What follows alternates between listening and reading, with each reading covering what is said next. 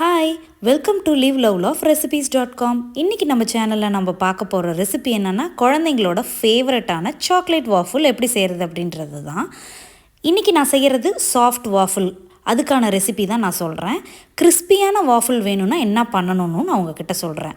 அதுக்கு ஒரு பவுலில் 3/4 கப் அளவுக்கு மைதா ஆர் செல்ஃப் ரைசிங் ஃப்ளார் எடுத்துக்கோங்க. 2 டேபிள் ஸ்பூன்ஸ் அளவுக்கு கொக்கோவா பவுடர் எடுத்துக்கோங்க. 2.5 டேபிள் ஸ்பூன்ஸ் அளவுக்கு நான் கோகோனட் சுகர் ஆட் பண்ணியிருக்கேன்.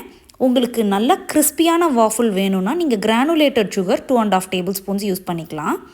1.5 டீஸ்பூன்ஸ் அளவுக்கு பேக்கிங் பவுடர் நான் ஆட் பண்ணிக்கிறேன். இது எல்லாத்தையுமே கலந்து ஒரு ஓரமாக வச்சிடலாம். இப்போ நம்ம வெட் இன்க்ரீடியன்ஸை மிக்ஸ் பண்ணணும். அது என்னன்னு பார்த்துடலாமா?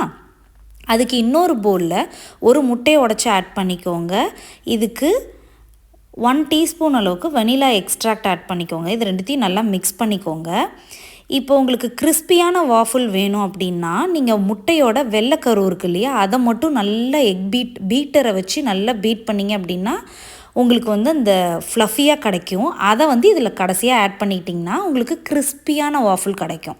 இப்போ இதுலேயே பார்த்திங்கன்னா நான் 1 கப் அளவுக்கு மில்க் ஆட் பண்ணியிருக்கிறேன். கூடவே 2 டேபிள் ஸ்பூன்ஸ் அளவுக்கு ஆயில் ஆட் பண்ணியிருக்கேன்.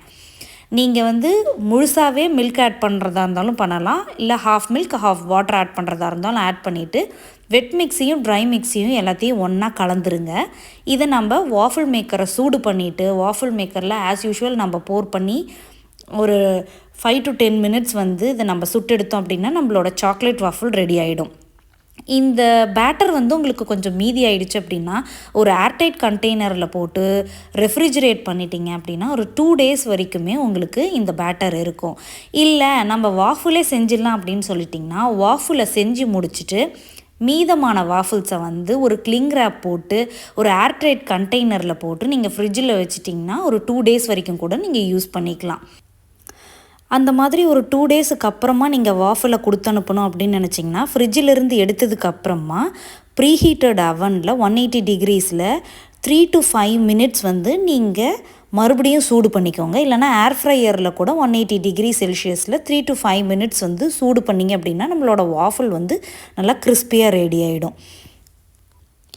ஏற்கனவே நம்ம சேனலில் எக்கு இல்லாமல் எப்படி இந்த வாஃபிள் செய்யலான்ற ரெசிபி இருக்குது. கீழே உள்ள டிஸ்கிரிப்ஷன் பாக்ஸில் அதோட லிங்க் தரேன். அதோடைய கேரமல் சாஸ் எப்படி செய்யணுன்ற ரெசிபியும் இருக்கும். கண்டிப்பாக நீங்கள் ட்ரை பண்ணி பார்த்துட்டு எப்படி வந்தது அப்படின்றத கமெண்ட்ஸில் சொல்லுங்கள்.